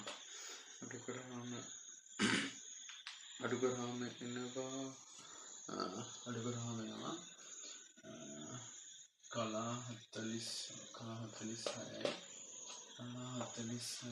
අංශක 39යි. හරි. කලා 46යි අංශක 39. එතකොට මේක තමයි අපේ අවම අපගමන කෝණය. හරි. කලා අංශක 9යි කලා 46යි. අංශක හරි. ඊළඟට කියනවා ඔබ අවම අපගමන ස්ථානය හඳුනාගෙන ඒ හරස් කම්බි මතට ගෙන ආපසු ඒ නැවත සනාථ කර ගැනීම සඳහා වඩා කුඩා පතන කෝණයකින් පටන්ගෙන අවම අපගමන ස්ථානය හරහා ගමන් කරන තුරු දික්සිදුරේ ප්‍රතිබිම්බය සන්තතිකව නිරීක්ෂණය කරමින් ප්‍රිස්ම මේසය කරකවීමට ඔබට කියා ඇත. 4B සහ 4D රූප එවැනි කරකැවීමක දී අනුගාමී ස්ථාන පහකින් තුනකදී දික්සිදුර ප්‍රතිබිම්බය නිරීක්ෂණය කළ හැකි වූ පිහිටුම් පෙන්වනවා. මෙයාල පිහිටුම් පහක් තියෙනවා. පහෙන් තුනක් අපිට දීලා තියෙනවා. හරි. ඉතුරු දෙක ඉදිරි ප්‍රතිබිම්බ දෙක ඉතුරු දෙක අපිට හොයන්න කියලා තියෙනවා. ඒක සරලයි. ඒ කියන්නේ මේක වෙන්නේ එක පැත්තකින් ඉඳන් මැදට ළඟනේ වෙන්නේ.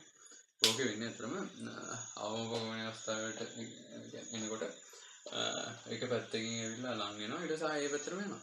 සරල. එක පැත්තකින් ඉඳලා ලඟ වෙනවා ආයෙ පැත්තට වෙනවා. බලන්නකෝ ඒ රූපේ බලන්න. ඒ බීවත් බලවම ඒවල බීට වලා දුරින් තියෙන්නේ. ඊට පස්සේ කියන්නේ මැදට ළඟ නැහැ. එතකොට BD බලන්න. ඒ කියන්නේ මැදට ගිහිල්ලා ආයෙ එන ගමන වල. හරි. ඒ කියන්නේ අනිවාර්යෙන් C වලදී මැද තියෙනවා නේ. C වලදී මැද තියෙනෝනේ. E වලදී ඒ වගේ ටිකක් දුරින් තියෙනවා. හරි. එතකොට C වලදී තියෙනෝනේ. C වලදී තියෙනෝනේ හරි මැද.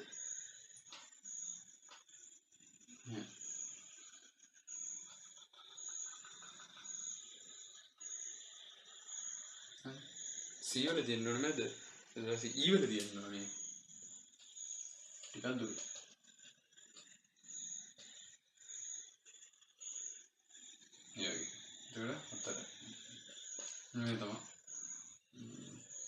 මේ තමයි ඒක. හරි. ඒ කියන්නේ මැදට ලං වෙලා ආය ඒ පැත්තට යනවා. අවු පැත්තට යනවා. හරි. ඊළඟට ඊට පස්සේ කියනවා ප්‍රිස්ම කෝණය A නම්. ප්‍රිස්ම කෝණය A නම්ද සෝඩියම් ආලෝකය සඳහා අවමාපක වන කෝණය D නම්ද සෝඩියම් ආලෝකය සඳහා වීදුරු තරංග එන්න සඳහා ප්‍රකාශන A සහ D ඇතුළෙන් ලියන්න. හරි. ඔයාලා ඒක දන්නවා. එතකොට ඒක ලියන්නේ n සමානයි sin A ධන D බෙදීම 2 බෙදීම sin A බෙදීම 2. මේක තමයි ඒකට උත්තරය. හරි. ලියන්න. හරි. ඊළඟට ඊට පස්සේ කියනවා n අගය ගණනය කරන්න. ඒ සමාන 60 නම් a අගය ගණනය කරන්න. n අගය ගණනය කරන්න සරලයි. sin 60 d සලවා ගත්තා. d සලවා ගියද 39යි 39 කලා 46ක්ද කොහෙදනේ? 30 අංශක 39යි අංශක 39යි කලා 46. හරි. ඊට මේක දෙකෙන් බෙදනවා. ඊට පස්සේ sin 60 බෙදීම 2. මේක උත්තරේ නෝ. මේක උත්තරේ නෝ. හරි.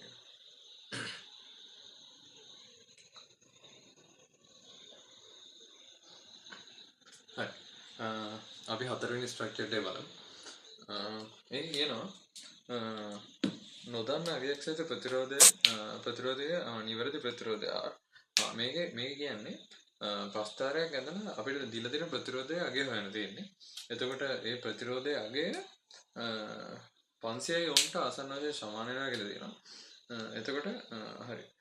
මේ සඳහා ඔබ විසින් අටවන විද්‍යුත් පරිපථයක පරිපථ සටහන එක කොටසක් හදලා තියෙනවා. මෙන්න මේක තමයි පරිපථ සටහන. එතකොට සම්පූර්ණ කළේ අපිට කියනවා ඇමීටරයක් වෝල්ට්මීටරයක් R ප්‍රතිරෝධය දීලා මේ පරිපථය සම්පූර්ණ කරන්න කියලා. හරි. එතකොට මේක සම්පූර්ණ කරන්න මෙහෙමයි. මෙන්න මේක අපි හයි කරන ප්‍රතිරෝධය හරහා ධාරාව යන්න බෑ. එතකොට ඒ ප්‍රතිරෝධය හරහා යන ධාරාව වගේ වෝල්ටිය තමයි මයින්. එතකොට මෙන්න මෙහෙම ප්‍රතිරෝධය අපේ ප්‍රතිරෝධය මේක. ඒක ප්‍රතිරෝධය R කියලා ගන්නවා. ඒකට සමාන්තරගත තමයි මෙයාගේ මේ අතර විභාන්තරය මයින් ඕනේ. එන්නේ විභාන්තරය මයින් මේක සමාන්තරගත වෙන්න බෑ අපේ මේ වෝල්ට්මීටරේ. එතකොට ඒක මෙහෙම සමාන්තරගත සම්බන්ධ කරනවා. හරි. එතකොට මෙයා හරහා යන ධාරාව මයින් ඇමීටර් මෙතන සම්බන්ධ කරනවා ශ්‍රේණිගතව. හරි. ඒක එහෙම තමයි සම්බන්ධ කරන්නේ. එතකොට අපේ සර්කිට් එක ගන්නකොට මේ දේ තමයි සම්පූර්ණ වෙන්නේ. හරි. ඊට පස්සේ කියනවා ඔබ විසින් අඳින පරිපථ කොටසෙහි වෝල්ට්මීටර සහ ඇමීටර පරිපථ සංකේත දෙපස ධන ඍණ ලකුණු නිවැරදිව දැනගන්න. හරි. එතකොට හරි. ධාරාව එතකොට මේ පැත්තට යන්නේ. එතකොට ධාරාව ඇතුළු වෙන්නේ ධන පැත්තෙන් නේ. ධාරාව ඇතුළු වෙන්නේ ධන පැත්තෙන්. එළියට යන්නේ ඍණ පැත්තෙන්. ආය ඇතුළු වෙන්නේ ධන පැත්තෙන්. ඇතුළු වෙන්නේ ධන පැත්තෙන්. එළියට යන්නේ ඍණ පැත්තේ. මෙන්න මේ විදිහට තමයි යන්නේ. එතකොට ධාරා වෙනවා. ධාරා වෙලා ඇතුළු වෙන්නේ ධන පැත්තෙන් එළියට යන්නේ ඍණ පැත්තෙන්. ඇතුළු වෙන්නේ ධන පැත්තෙන් එළියට යන්නේ ඍණ පැත්තෙන්. මේ විදිහට තමයි දාගෙන යන්න ඕනේ. ඒකේ විදිහට දාන්න. ඊට පස්සේ කියනවා මෙම පරීක්ෂණයේදී භාවිතා කිරීම සඳහා පරීක්ෂණයේදී භාවිතා කිරීම සඳහා දෙක රූපේ පෙන්වා ඇති ධාරා නියාමක. මෙන්න මේ ධාරා නියාමකය ඔබට දී ඇත. මෙන්න මේ ධාරා නියාමකය අපිට දීලා දින රූපයක්. ඉහත එක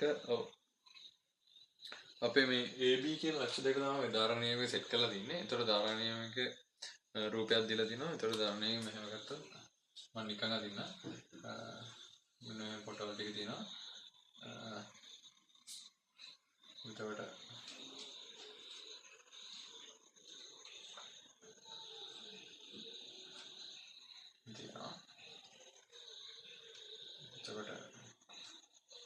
හරි ඊට පස්සේ එතකොට මේක කියනවා ඉහත A යටතේ සඳහන් කර ඇති A සහ B ලක්ෂ දෙක රූපේ පෙන්වා ඇති ධාරා නියාමකයේ උචිත අග්‍රයන්හි නකළු කරන්න. හරි. එතකොට මේ ධාරා නියාමකයේ මේක A කියලා ගත්තොත් B සෙට් කරන්න ඕනද? B මෙතන සෙට් කරලා නේද? අපිට මේක ධාරා නියාමකය කියන්නේ. ඒතර ධාරා විචලනය වෙනවා. ධාරා විචලනය වෙද්දී දැන් මේක හරහා ධාරා යනවා කියනවා. ඒතර මේකේ හැම පොටක් මෙහෙම සෙට් කරොත් මේ ධාරා නියාමකයේ හැම පොටක් කරනවම මේක ධාරා යනවා. හරි. ඒතර පොටවල් ගන්න වෙනස් වෙන්නේ නැහැ. එතකොට ප්‍රතිරෝධය වෙනස් වෙන්නේ නැහැ. ප්‍රතිරෝධය වෙනස් වෙන්නේ නැති හින්දා ධාරාව වෙනස් වෙන්නේ නැහැ. එතකොට අපිට කරන්න ඕන දේ නෙමෙයි මේකෙන් එහෙම කරන්න ඕන දෙයක් වෙන්නේ. හරි. එතකොට අපිට පොටවල් ගන්න වෙනස් කරන්න බෑ. පොටවල් ගන්න වෙනස් කරන්න ඕන හින්දා ධාරා විචලනය වෙනවා. ධාරා විචලනය වෙනවා පොටවල් ගන්න වෙනස් වෙනවා. එතකොට අපි මේ B මෙතන නෙවෙයි සෙට් කරන්න ඕනේ. B සෙට් කරන්න ඕනේ මෙතන. හරි? B සෙට් කරනවා එතකොට. එතකොට මේක හරහා ධාරාව ගිහිල්ලා මෙන්න මෙහෙම ගිහිල්ලා. එතකොට ධාරා විචලනය කරන්න පුළුවන් මෙන්න මේක මෙහෙට කරලා. හරි? එතකොට ධාරාව ගණන පොටවල් ගන්න වෙනස් වෙනවා. එතකොට ප්‍රතිරෝධය වෙනස් වෙනවා. ධාරා විචලනය. හරි? එතකොට මෙතනදී එහෙම තමයි මෙතන B මෙතනට සෙට් කරලා හරියන්නේ නැහැ. ඒක පොටවල් ගන්න නැසෙන්නේ නැහැ. ඒක හින්දා එහෙම. හරිද? එතකොට AB මාරු වුණා ප්‍රශ්නයක් නැහැ. ඒක අවුලන්නේ. ධාරා විචලනය නේද? ඒක අවුලන්නේ. ඊළඟ කියනවා ධාරා නියාමකය සඳහා ධාරා නියාමකයේ විස්තර වගේ දීලා. එතකොට ධාරා නියාමකයේ උපරිම මෙන්න මේ ධාරා නියාමකයේ උපරිම ධාරාව 0.5 මිලි ඇම්පියර් කියලා කියනවා. නෑ 0.5 ඇම්පියර්. මිලි ඇම්පියර් නම් කියන්නේ 500 මිලි ඇම්පියර්. හරි? මේකේ මුළු උපරිම ධාරාව 0.5 කියලා කියන්නේ. මේකේ එතකොට සම්පූර්ණ ප්‍රතිරෝධය. මේ සම්පූර්ණ ප්‍රතිරෝධය ඕම් 2000 කියලා. මේක සම්පූර්ණ ප්‍රතිරෝධය ඕම් 2000. හරි? ඊට පස්සේ කියනවා මෙම ධාරා නියාමකයේ ඒ එක කොටසේදී අපේ මේ පරිපථයේ මේ සර්කිට් එකේදී අදිල්ලන් සම්පූර්ණ කරන පරිපථය භාවිතා කරන විට ඔබට ලබාගත උපරිම හා අවධාරණ ගන්න එක. ඒ කියන්නේ මේ සර්කිට් එක සෙට් කරාම මේ ධාරා නියාමකයේ ලබා ගන්න පුළුවන් උපරිම හා අවධාරණ. හරි? එතකොට ධාරාව උපරිම වෙනවා කියනවා. ධාරාව උපරිම වෙන්න නම් ප්‍රතිරෝධය අවම වෙන්න ඕනේ. ඒ කියන්නේ මෙතනදී පද්ධතියේ මේ සර්කිට් එකේ ප්‍රතිරෝධය අවම කරන්න නම් මොකද අපිට විචලනය කරන්න පුළුවන් එකයි විචලනය කරන්න පුළුවන් ධාරා නියාමකයේ විතරයි. ඒතකොට ධාරා නියාමකයේ ප්‍රතිරෝධය අවම වෙන්න ඕනේ. ඒ කියන්නේ ධාරා නියාමකයේ ප්‍රතිරෝධය බිඳුවක් වෙනකොට තමයි ධාරාව උපරිම වෙන්නේ. හරි? එතකොට මෙන්න මේක ප්‍රතිරෝධය බිඳුවයි. මෙන්න මේක විතරයි තියෙන්නේ. හරි? එතකොට ඒක නිසා එතන ප්‍රතිරෝධ බිඳුවක් කරලා අපි මේ ප්‍රතිරෝධය විතර සලකලා මෙන්න මේ පද්ධතියට v සමානයි IR දානවා. හරි? ඒකම v කියන්නේ පද්ධතියේ v කියන්නේ 6යි. 6 කියන්නේ ඕම් 6යි. ඕම් නේ sorry. වෝල්ට් 6යි. ඒක සමාන වෙනවා I දැන් I max ද මින්ද? ඒ කියන්නේ අපි මේක අහන්න පළවෙනිට අහන්නේ උපරිම ධාරාව ගන්නේ ප්‍රතිරෝධය අවම කරලා. හරි? ප්‍රතිරෝධය බිඳුව. එතකොට ධාරා නියාමකයේ ප්‍රතිරෝධය බිඳුවක් කරනවා. එතකොට උපරිම ධාරාව I max සමානයි imax 6 සමානයි imax වාරය ඒ කියන්නේ v සමානයි i r කියන්නේ ප්‍රතිරෝධය r ප්‍රතිරෝධය උතර මෙයාගේ ප්‍රතිරෝධය බිඳුවයි මෙතන ප්‍රතිරෝධය බිඳුවයි එතන මෙතන ප්‍රතිරෝධය කියන්නේ 500 එතන මෙතන ප්‍රතිරෝධය බිඳුව එතන 500 එතකොට imax එනවා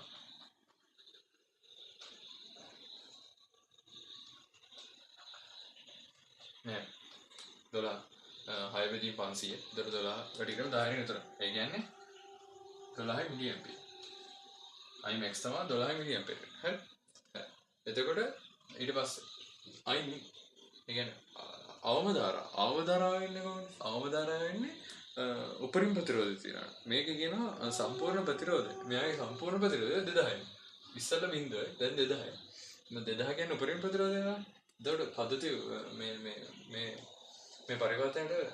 පරිවර්තයේ උපරිම ප්‍රතිරෝධය දාට තියෙන අවම ධාරාව. එතකොට අවම ධාරාව හොයන්න මෙන්න මේ 2000ට මෙන්න මේ 500 එකතු කරලා සම්පූර්ණ ධාරා මේ සම්පූර්ණ ප්‍රතිරෝධයට අදාළ මේ සම්පූර්ණ ප්‍රතිරෝධය සලකලා විස පද්ධතියට විසමනය අයියන්නම නැහැ. එතකොට පරිවර්තය. හරි. එතකොට මේක සලකලා පරිවර්තයට විසමනය අයියන්න දානකොට v කියන්නේ 6යි. i min ඒක නඩුමාගේ. ඊට පස්සේ 2000 ධන 500. හරි 2000 ධන 500. i min එනවා 6 බෙදීම 2500. ඒ කියන්නේ 2.4 වැඩි කිරීම 10 ඍණ 3 ඇම්පියර්. එතකොට 2.4 මිලි ඇම්පියර්. හරි මේ තමයි උපරිම ධාරාව 12 මිලි ඇම්පියර්. අවම ධාරාව 2.4 මිලි ඇම්පියර්. නෑ ඊට පස්සේ කියනවා පූර්ණ පරිමාණ උත්ක්‍රම 0.5 මිලි ඇම්පියර් 15 මිලි ඇම්පියර් 20 මිලි ඇම්පියර් 100 මිලි ඇම්පියර් සහ 1 ඇම්පියර් සහිත ඇමීටර එකතුවකි සුදුසු ඇමීටරයක් තෝරා ගැනීමට ඔබට කියා ඇත්තම් ඔබේ තේරීම කුමක්ද එය තේරීමට හේතුව හරි මේකේ උපරිම දැන් හිතන්නකො මේක අර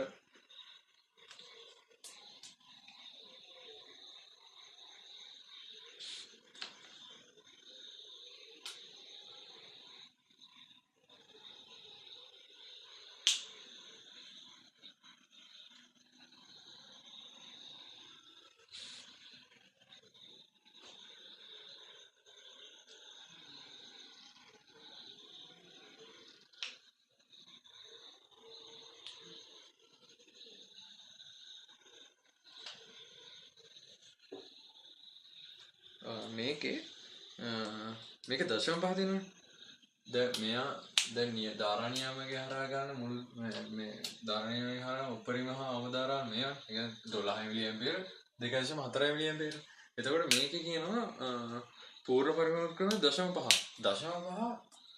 පහ කොහොමද බෑ ඒ කියන්නේ මේ දෙන්නම දශම පහට වැඩි එතකොට ඒක කොහොමද එතකොට අනිත් ඒවා මේ දෙකටම වඩා අඩුයි මේ දෙකටම වඩා වැඩි ඒකින්ද ඒ කියන්නේ මේ හතරම පාවිච්චි කරන්න පුළුවන්ද එහෙම බෑ හේතුව මේ අර මෙන්න මේ හතරම පාවිච්චි කරන්න බෑ හතරම පාවිච්චි කරන්න බැරි වෙන්න හේතුව තමයි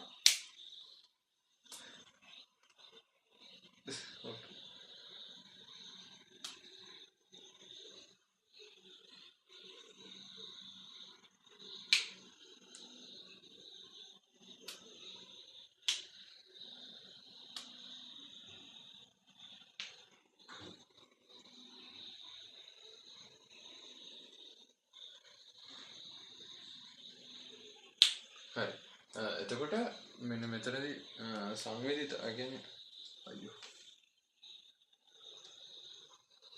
කට්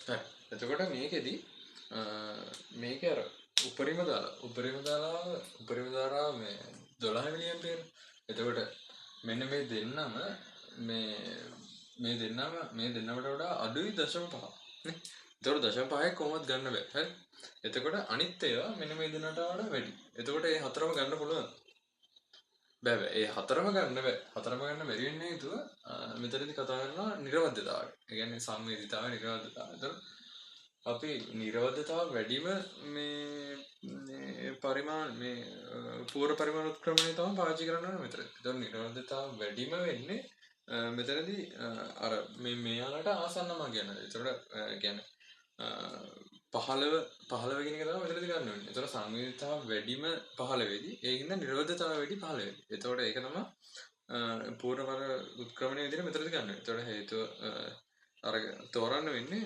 15 MP කියන එක. එතකොට හේතුව තමයි මේ කියන්නේ නිරෝධතාව වැඩිම ඒක සංවේදීතාව වැඩිම ඒකින්ද. ඊට පස්සේ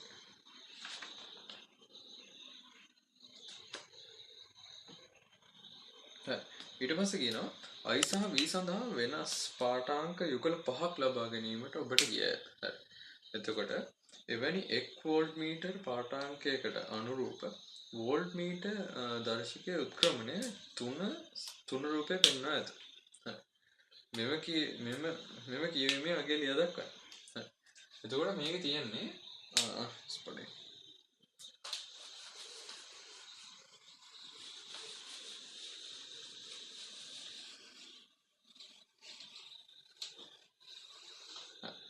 එතකොට මෙන්න මේව දර්ශකය තියෙනවා මෙතන 4 1 3 4 5 6 හරි.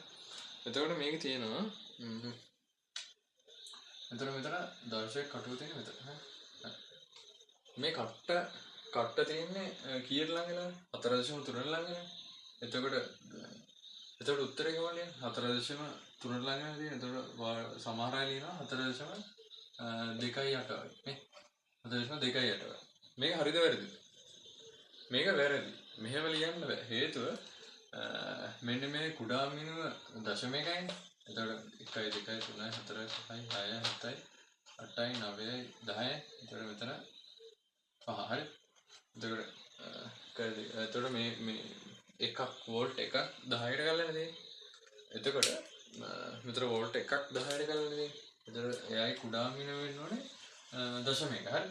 එතකොට ඒ දශම එකට වඩා ඒ කියන්නේ දශම එකයි වුණේ. එතකොට මෙතන අපි කිව්ව මේ එක්කෙනෙක් කියනවා මේ අගේ මෙතන කියන අගේ 4.2ට එක.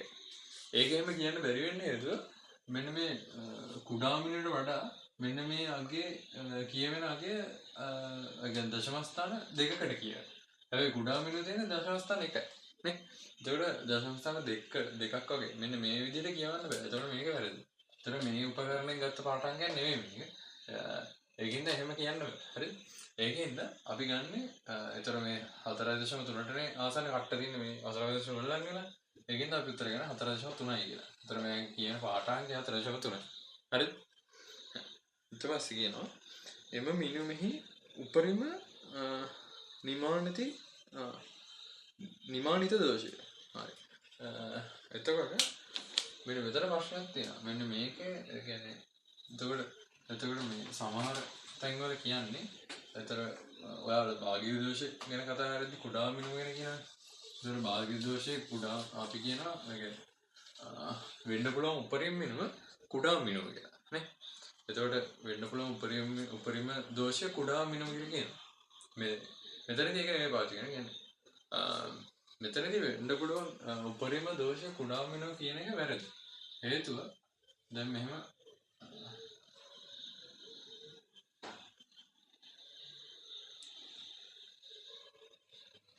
මෙතන 4 තියෙනවා. මෙතන 4 4.1 4.2 4.3 නේ. දැන් එහෙමනේ විගමක දෙකක් ගත්තා.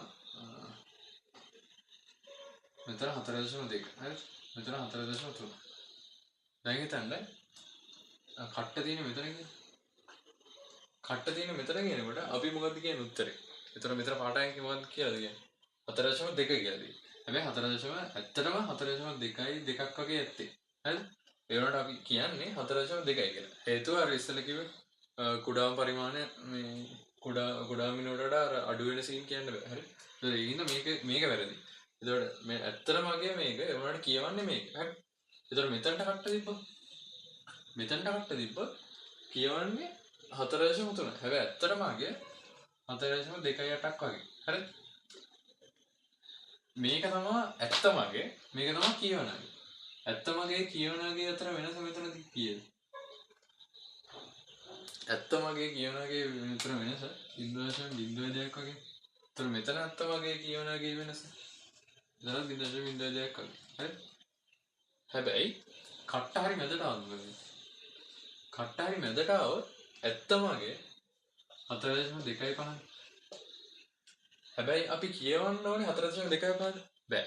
කියවන්න බෑ. කියවන්න බැරි හේතුව අර කුඩා මිනුවටට අඩු සීන් එක. හරි. කියවන්න බෑ. කියවන්නේ 4.25ටත් අපි කියවන්නේ 4.2 හරි 4.3 හරි. එතකොට 4.2 හරි 4.3 හරි වෙලාවට මෙන්න මේ ඇත්තාගේ අතර වෙනස කීයද? අපි මයින මේ පාටන් ගන්න පාටන්ගේ ඇත්ත පාටන්ගේ අතර වෙනස කීයද? 0.05ක්. දැක්කද? එතකොට මෙන්න මේ කට්ට මැදට ආපු වෙලාවට නේද උඩරිම දෝෂය තියෙන්නේ. නේ? කට්ට මැදට ආපු වෙලාවට තමයි මෙතන උඩරිම දෝෂය. එතකොට අර දශම එකක් නෙමෙයි දෝෂය. මේ දශම එක කියන එක නෙමෙයි දෝෂය. එතකොට මෙතන උඩරිම දෝෂය ඉන්නේ 0.05 කියන එක තමයි උඩරිම දෝෂය විතර ගන්න. එන්න ඒක ඒ විදිහට තමයි ගන්නෙ. අර මනින මිනිමයි ඇත්ත මිනිමයි මනින මිනිම අතර වෙනස උපරිම වෙන අගය තමයි මෙතනදී උපරිම දෝෂය කියලා ගන්න. හරි. ඒකම තමයි.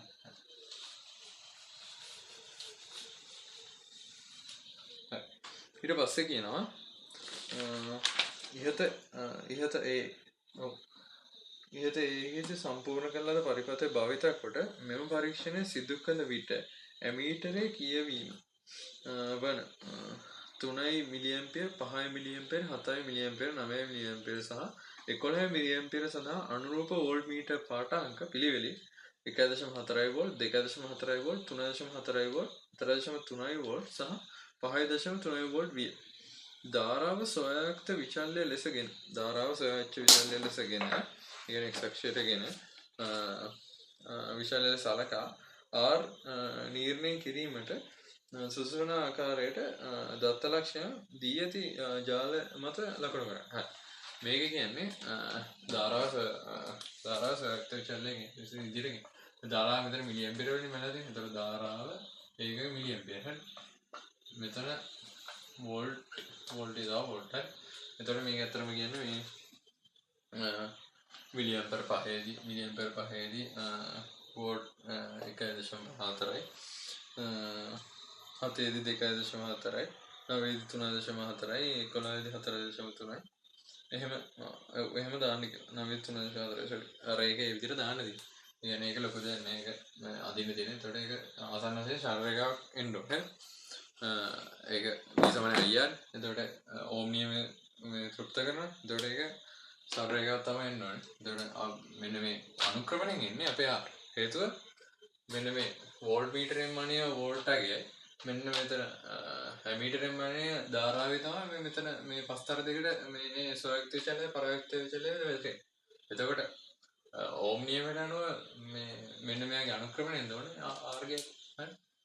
ආර්ගය කියනවා මෙයාගේ අනුක්‍රමණය එන්න. හරි. ඊට පස්සේ මේ කියනවා සුදුසු පත්තාරයක් ඇඳීමෙන් පසු ඔබ නොදන්නා ආර් ප්‍රතිරෝධයේ අගය 480ක් කියලා නිර්ණය කරා. ඒ කියන්නේ මෙයාගේ අනුක්‍රමය 480ක් කියලා නිර්ණය කරාලු. හරි. 480ක් කියලා නිර්ණය කරා. සිතන්න මෙම පරීක්ෂණයේදී ඔබ භාවිත කළ වෝල්ට් මීටරයේ අභ්‍යන්තර ප්‍රතිරෝධය 5000ක් වේ. ඉස්සෙල්ලා අපි හිතුවේ මේ වෝල්ට් මීටරයේ ප්‍රතිරෝධය අනන්තයක් කියලා නේ. අරක් ගන්න නම් මේ ආහාර ධාරාවක් නැති වෙන්න බෑ. ඒතර ප්‍රතිරෝධය අනන්තයක් කියලා ගන්න ඕනේ. හැබැයි මෙතනදී මෙන්න මේ මෙයාට ප්‍රතිරෝධයක් තියනවා කියනවා 5000ක්. නේ? මේක ඕම් 5000 ප්‍රතිරෝධයක් තියනවා කියලා කියනවා. හරි? එතකොට මෙතනදී කියනවා RI අපරිමිත ලෙස විශාල එයා දැන් අනන්තයක් කියලා දැන් කියනවා. ඌ කියනවා මෙම පරීක්ෂණය ආර සඳහා ඔබට බලාපොරොත්තු විය හැකි අගය ගන්න එක. ඉස්සෙල්ල මෙතන 5000ලු. මෙන්න මේ කතාවේදී මෙන්න මේක 5000ලු. හැබැයි දැන් මෙන්න RI අපරිමිත අගයකට යනවා. කියන්නේ අනන්තයකට යනවා. හරි. මේක හරහා ධාරාවක් ගණන්නෙම නැති තරම්. හරි. එතකොට ඉස්සෙල්ල මෙන්න මේ වෙලාවේදී මෙන්න මේ ප්‍රතිරෝධය මෙන්න මේ පද්ධතිය ප්‍රතිරෝධය ආවේ 480 කියලා. ඒ කියන්නේ පද්ධතිය නේ සෝරි. මෙන්න මේකට හරි. මෙන්න මේ ටික සැලකුවම අපිට මෙන්න මේකට v සමාන iක් දාපුවම තමයි මෙන්න මේක එන්නේ. 480. එතකොට මෙන්න මෙතන කියන්න තියෙන්නේ r නෙවෙයි. මේ දෙන්නගෙම සමකේ. හරි. r නෙවෙයි වෙලා දෙන්නේ. මේ දෙන්නගෙම සමකේ. එතකොට මේ දෙන්නගෙම සමකේ මේ වෙලාවේ 480යි නම් මෙන්න මෙයාත් මේ වෙලාවේ 5000යි. මෙන්න මෙයාගේ ප්‍රතිරෝධය 5000 කියලා දීලා මෙන්න මෙයා r මෙන්න මේ දෙන්නගේ සමගය 480යි. සමාන්තරගත පද්ධතියක සමගය සමාන වෙන්නේ කොහොමද? ගුණිතය බෙදීම ഐക്‍ය.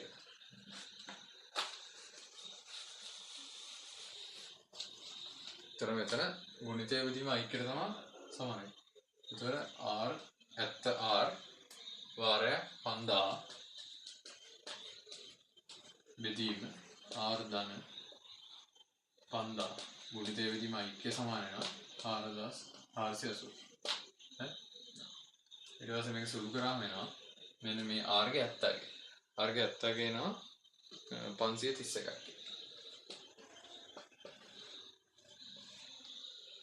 හරි.